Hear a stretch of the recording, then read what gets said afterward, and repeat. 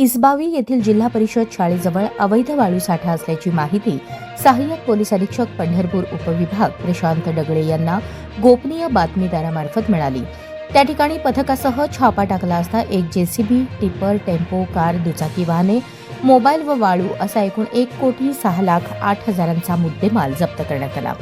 इसबावी पंढरपूर येथील जिल्हा परिषद शाळेजवळ नगर परिषद स्वच्छतागृहाच्या मागील बाजूस पंढरपूर येथे अवैधपणे वाळू साठा करून अवैधरित्या वाहनाद्वारे वाहतूक करत होते। मिळालेल्या बातमीच्या अनुषंगाने सहाय्यक पोलीस अधीक्षक पंढरपूर यांच्या पथकाने सदर ठिकाणी जाऊन छापा कारवाई केली असता एक जेसीबीच्या सहाय्याने हायवा टिपरमध्ये वाळू अंदाजे 4 ब्रास भरत असल्याचे मिळून आले। त्यावेळी पोलिसांना पाहून एक टिपर आणि पांढऱ्या रंगाचे महिंद्रा वाहन तिथून पळून गेले। जेसीबी जवळ 4 दुचाकी वाहने मिळून आली। जेसीबी चालक पवन रामचंद्र बागल राहणार गादेगाव मिळून आला। तसेच टिपर चालक सुहास मायप्पा काळे राहणार बोहाळी सध्या शिवाजीनगर इसबावी मिळून आला। वाळू उत्खनन करून वाहतूक करणारे घरात लपून बसलेले आरोपी स्वप्नील मस्के राहणार गादेगाव, प्रकाश उर्फ भैया उत्तम गंगथडे राहणार इसबावी, शुभम प्रभाकर यादव राहणार इसबावी यांना ताब्यात घेतले। त्यांनी शेजारील 2 वाळू वाहतुकीसाठी वापरलेले टिपर दाखवून दिले। त्यांच्याकडे टिपरच्या मालकाबाबत विचारले असता चेतन उर्फ तात्या धनवडे व निलेश शिंदे राहणार इसबावी तालुका पंढरपूर यांचे टिपर असल्याचे सांगितले।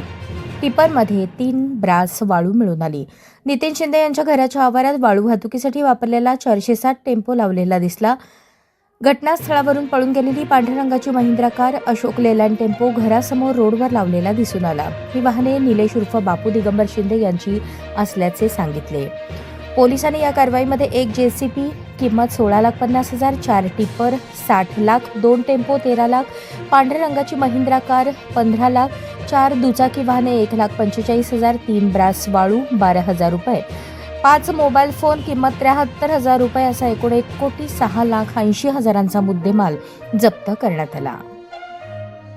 हा आपला हक्काचा चॅनल AG न्यूज संपादक अंबादास गज्जर या YouTube चॅनलला लाईक करा, शेअर करा, सबस्क्राईब करा। संपर्क 94 92 37 68 92।